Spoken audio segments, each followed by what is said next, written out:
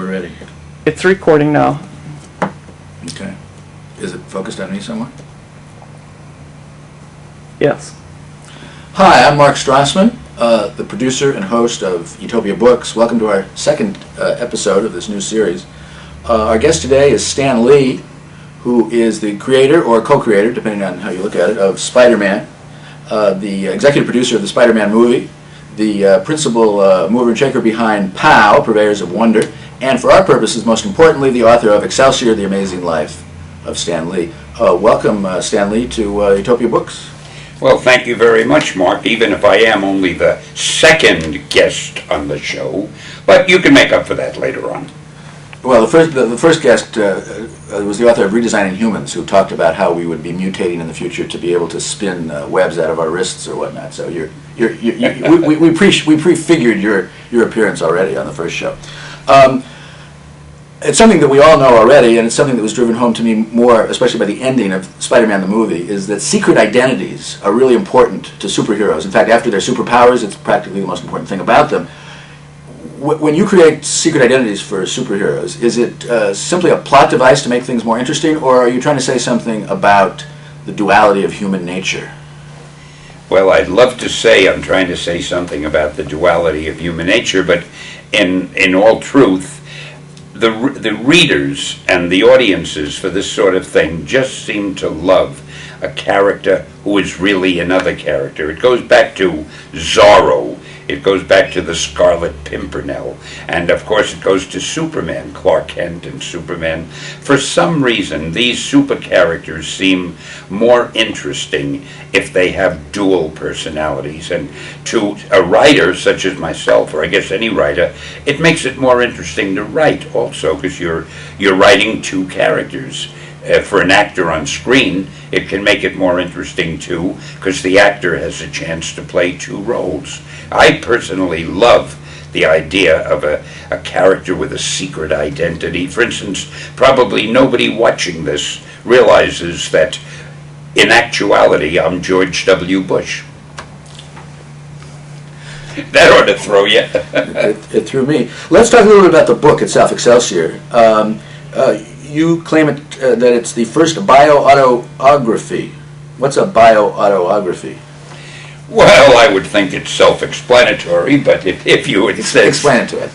What happened was Simon & Schuster wanted me to write an autobiography, and I told them while I would love to, I simply didn't have the time, nor do I have a good enough memory. I can't remember what I had for breakfast today, and to remember what happened years ago or what date it happened, impossible. So they got a great guy named George Mayer, who had written biographies before. I think the last one he did was Oprah Winfrey. They got him to do all the research and to write the book for me. But when it was all finished, we realized it didn't sound like the way I talk, and for some reason I will never understand, Simon & Schuster wanted it to sound like my voice, so to speak. So what we decided to do, I left all the flattering parts that George had written, I left them in as written, because if I were to write them, it would sound self-aggrandizing. And I wrote all the other parts. So in the book, everything in italics is by George, and everything else is, I had to rewrite the whole damn thing. I might as well have started from scratch. But everything else, I took what George did, and it was wonderful. He had all the facts down, and it was organized beautiful. And I just sort of rewrote it in my own words, which probably made it worse, but at least it sounds like me, for better or for worse. Well, we're going to be pretty sure that this interview is going to sound like you, so that should, it's up to you, unless you want to sound like George Bush. Given what you just said about memory, you're certainly free to give rough estimates for the answers to these questions, but by my calculations, you've been in this business for 62 years. And can you estimate at all how many individual, not number sold, but the number of comic books you've written or edited or drawn or produced to the nearest, I don't know, 100? You know, that would be, I would need a day probably with a pencil and a paper and a computer, and I'm the worst mathematician in the world.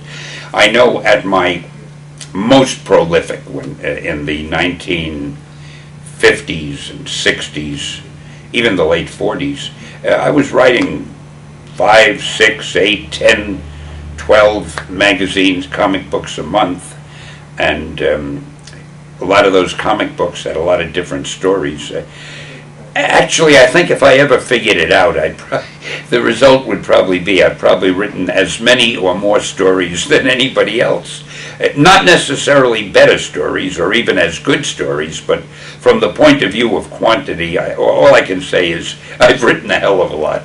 And you have any idea how many copies those issues have sold? I have been told by people that the things I've written have sold over 2 billion copies. Now, I must say I have never counted them. I don't know where the figures came from, but a number of different people who seem to know these things have all said the same thing. I'm quite willing to accept it. Sometimes you've probably repeated some stories, some storylines, or have they been unique? Every one of those stories has been unique. You know, it sounds simple, but that is a very difficult question to answer. I would like to think that everything I wrote was unique and different, but you know, they say there are only a handful of original plots in the world, so I would assume that of all the stories I've written, there must be a tremendous resemblance and similarity. What I try to do each time I write a story is, as best I can, make it sound new, different, refreshing. See, I am my own biggest fan, and it's very important when I write something that I please me. So whenever I write something, if I'm putting something on paper and I think to myself, hey, wait a minute, I've seen this before, I change it. I try to write things that I'm not familiar with. And as you go through life, it gets tougher and tougher, but at least that's what I try to do. Could you try to look inside to see the sources of your creativity, to see the sources of the storylines, for example, whether they come from current events, from archetypal things that you just feel or that you've read about, your own experiences? What's the mix of the sources of your stories? I have absolutely no idea. It seems to me that every human being is the result, and his brain stores up all the events, all the experiences that you've had all your life, the things you've read, the things you've heard, the things you've seen, the things that scared you, that pleased you, that thrilled you. Somewhere it's stored in your mind, everybody's mind. And I know when I sit down to write a story, well, I'm sure all those things come to the fore somehow. I try to think who'd be an interesting hero, who'd be an interesting villain, and then most important, what would be a good problem that the reader would be interested in. That the hero has to have something he's trying to achieve. He has to have something that threatens him, and it has to seem as if it's virtually impossible for him ever to succeed, which should make the reader want to stay with the story, to see, I have a feeling he's the hero, he's going to triumph, but how is he going to do it? I've got to find out. And it's as simple as that. It's like doing a crossword puzzle or playing chess. You take all of the elements, you put them together, and you go with them and see where they lead. It's very interesting. As you were outlining those criteria, I'm thinking of the story of Ulysses, because it's exactly the story of what? Of Ulysses, the Odyssey. That you explicitly say at one point that the story structure that you use is the same way that Euripides, Shakespeare, and Hemingway did it. And we can actually talk about that a little if you'd like. It says, have a provocative beginning. What's involved with that? Well, if you don't have a provocative beginning, the reader is apt to just put down your book and pick up another one. You have to grab the reader at the beginning. But I just want to correct one thing. I'm not the one who said that I follow Euripides and all those. Oh, that was your co-author. It may have been my co-author. Oh, okay. Because I would never presume to say that. Not guilty of that. No. As I say, you get an interesting beginning, an interesting problem. You try to figure out who your characters are, your hero, your villain, the incidental characters. Put them all together and see where you take them. In your view, is your creativity and your prolificness a function of something you were born with or something that you acquired? I guess it's a combination of both. I certainly wasn't born writing stories, but I guess it has to be born in you to some degree.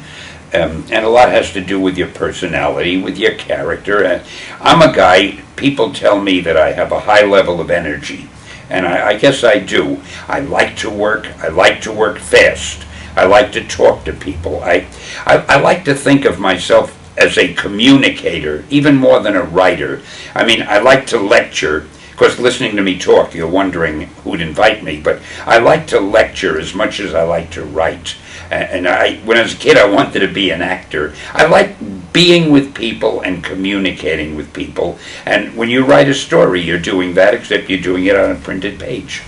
In 1954, someone named Dr. Frederick Wortham wrote a book called Seduction of the Innocent, in which he blamed comic books for everything that was wrong with society except for pattern baldness. What was his argument, and what was your reaction? Well, I thought his arguments were very sophisticated, and I'm surprised he didn't get around to pattern baldness. He used to say his research had proved that 99% of all the young people in reform schools had read comic books, and I used to tell him 100% of them had drunk milk. I mean, there was no validity to anything he said. For instance, he said things like Batman and Robin, their relationship was obviously a homosexual one, and people reading Batman would become homosexual. I mean, I even am embarrassed saying the things that this man with a doctorate, with a degree, a man who people listen to because he was a professional, I'm embarrassed to even quote the things he said. Well, it was really part of the McCarthyism of the period, right, in which rock music was incipient rock music was blamed for these same things. Comic books were blamed for this. Communists were blamed for this. Dare I say it? Jews were blamed for this. It was all part of the times, as far as I can see. Did it have any impact on the comic book business and your business? It had a big impact on. It didn't affect me very much or my business. We didn't do the kind of books that he picked on particularly, but it affected the whole business. And what happened was, all of the comic book publishers started an organization called the I forget the name, something like the Comic Magazine Association of America, and they were a self-censorship organization where all the publishers would submit their books to this organization for the seal of approval before they go to the printer. And it didn't bother us because our books always passed muster, with one or two exceptions.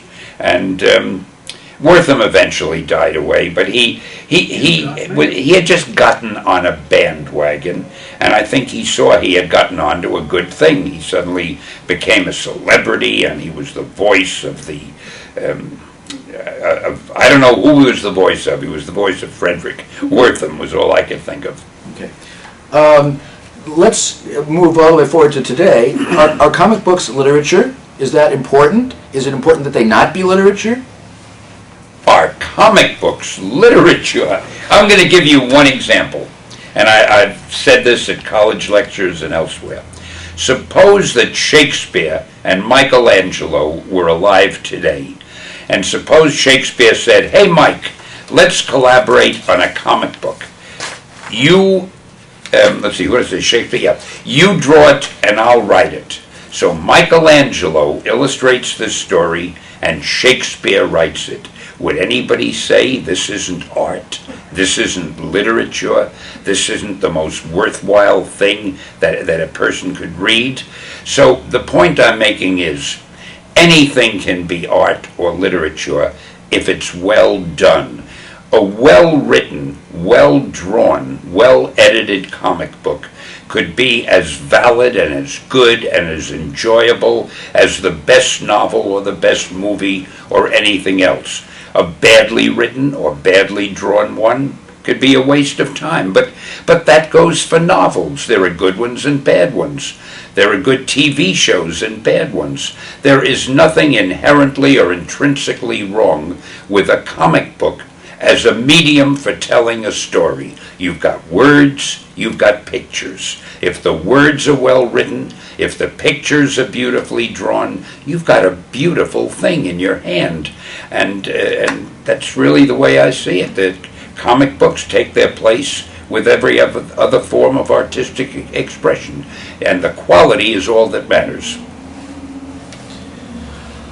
One of your many contributions to the comic book genre has been the creation of what I call comic realism, by which I mean the characters speak intelligently. How important was that breakthrough to the evolution of your work? Well, to me, dialogue is the most important thing. You can't believe a character if he doesn't speak believably or credibly.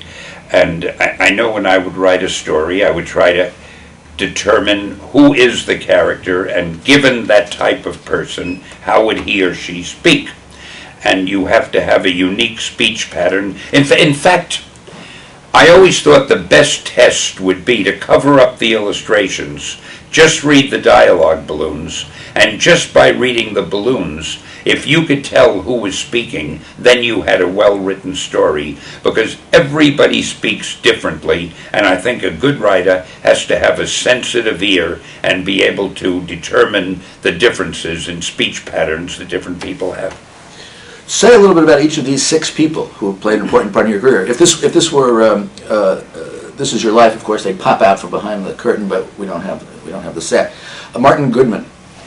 Well, Martin Goodman was the fellow I worked for most of my life. He was the first publisher who hired me. He taught me a lot, and we worked together for a long time. We had our differences, but I think I learned more from him than from almost anyone. The one thing he was great at were covers. In those days, comic books were on sale in every newsstand, and if the cover was good, a person would pick it up and buy it. If the cover wasn't good, there were a million other magazines, and the potential reader wouldn't pick it up. So covers were vitally important. Martin was one of the best people at knowing a good cover from a bad one, and he taught me that, which was the most valuable lesson I learned in those early days. Hold on to the mic, and I'll just sort of lean over here. Jack Kirby and Steve Ditko. Well, Jack Kirby and Steve Ditko were 2 of the very best artists I worked with. Jack drew the Fantastic Four, Thor, the Hulk, the Avengers, Captain America, virtually every book, the X-Men. And Steve Ditko drew Doctor Strange, and of course he started Spider-Man with me. Now these fellows were more than just terrific artists. They were great visual storytellers. I would only have to give them the germ of an idea for what the story should be. They would illustrate it in their own fashion, give me the drawings, and I would then put in the dialogue and the captions. They were a joy and a delight to work with, and I don't know that our books would have been as successful as they were had we not had Ditko and Kirby there. Ron Perlman. Ron Perlman was a billionaire financier who at one time took over Marvel and ran it, not too successfully, I'm afraid. But I always got along well with him, and I think he meant well. He just didn't run the company well. Carl Icahn? Carl Icahn was a fellow who, see, I never got too involved in the financial part of our business, but there was a time, I believe after Marvel went into bankruptcy, when both Ron Perlman and Carl Icahn were trying to take over the company. So all I know about Icahn was he was fighting with Perlman for the ownership of Marvel, and it ended up with neither of them getting it. Arthur Lieberman.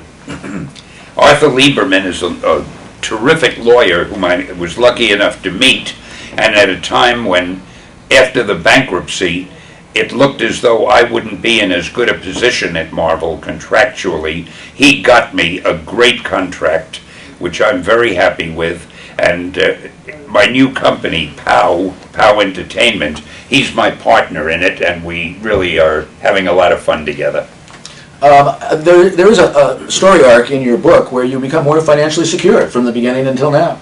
Has that influenced the content of your writing? You say I become more financially secure? So it seems to an outsider reading the book. No, I don't think financial security or the lack of it has ever really influenced my writing, because when I'm trying to dream up a story, I'm not thinking about whether I have enough money to pay my bills or not. I'm just thinking of the story. So, no, in all honesty, I don't think my financial position, whether good or bad, has ever really influenced my writing. Okay. You've, as you mentioned, spent a lot of time, or have spent a lot of time lecturing. Oh, yeah. What's your motivation for that, and how is it gone, and what have you learned from that? Well, those were two questions. I'm going to give you two answers. Great. I love lecturing because, as I may have mentioned, when I was a kid, I wanted to be an actor. To me, the most fun I could have was going to a movie. Reading and going to movies were my life. And I used to see Errol Flynn on the screen and Douglas Fairbanks and people that your young viewers would never have heard of. And I wanted to be those guys. And when you lecture, it's the closest you can come to acting without being an actor. You're up on stage. All the eyes are on you. You've got a captive audience. You can talk to them. You can have fun with them. I love lecturing. I wish I had more time to do it now. And I'm sorry to say I forgot the second part of the question. Well, why don't we move on to the next one then? All right. Another way that your career has tracked sort of general trends is that you're here in Hollywood, not in New York anymore. And show business started in New York, movie business started in New York, and they moved here, better weather. Was that why you moved, or are there other reasons? I moved here because 22 years ago, a little before then, I used to come out on business. For a day or so I'd have to meet with somebody. And I saw the weather, and I looked around the openness and how clean it was, and I thought, this is paradise. These people don't realize that they're living in the Garden of Eden. And I schemed and I plotted. How could I move out here? It had nothing to do with wanting to be in movies. It had to do with wanting to live here. And in those days, there were people producing animated cartoons for us out on the coast. So I said to the people at Marvel, we should be producing our own cartoons. We can do it better than anyone. And I'm willing to make the supreme sacrifice. I'm willing to uproot my family and me and move out to the coast in order to set up an animation studio. And they were so grateful and felt it was so wonderful of me to be so self-sacrificing. So we came out here, and I've been here ever since. Spider-Man's been around for much longer than the movie. Can you tell us just a little bit about the saga of turning the comic book character into the movie? People have wanted to make a movie of Spider-Man for the past 15 years, I would say. And legally they couldn't, and I don't know too much about it, but the rights were all tied up in different areas. One company had the video rights, and one company had the merchandising rights and the licensing rights. And no big company would do the movie unless they could have all the rights for themselves.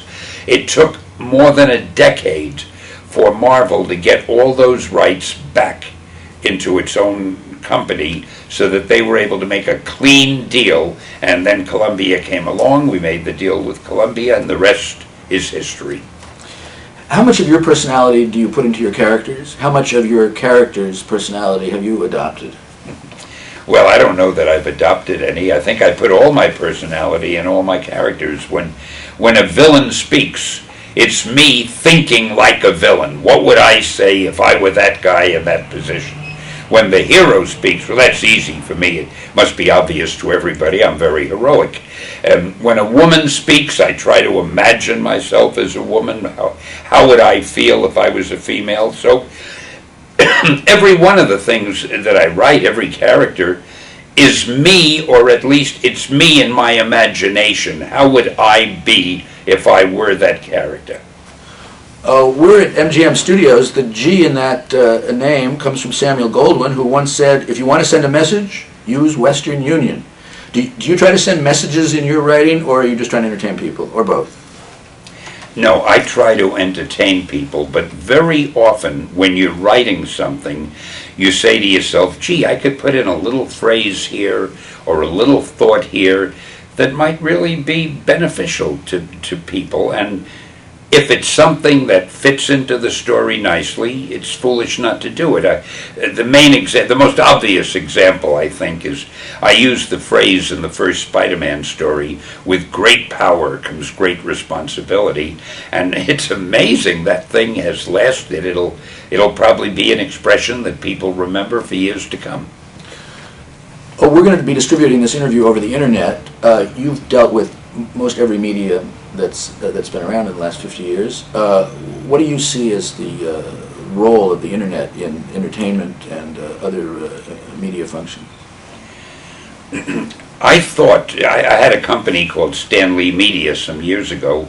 I thought we would provide entertainment over the internet, and I did animated cartoons and so forth, but I don't think the internet can compete with television or movies for entertainment. I think the internet is the most powerful method of communicating. I think it's fantastic for business, for discussion, for communication, really, with email and with programs like this to get messages across. I think that for entertainment, though, it still lags behind. But I see a day when on your screen you'll have the internet, you'll have television, you'll have your telephone, where everything will be on one screen, and it'll be hard to know whether you're in the internet or whether you're in a studio or whether you're in a network or what. It's all going to be one. And when that happens, the internet will be, I think, an integral part of entertainment. Right now, I personally turn to the internet for news, for email, for weather reports, for communicating with people I've been out of touch with, to look at various sites, to look something up. But if I want to be really entertained, I would still think of a video cassette or a movie or something, a TV show. Is that because of the size of the screen or the communal viewing experience or something else?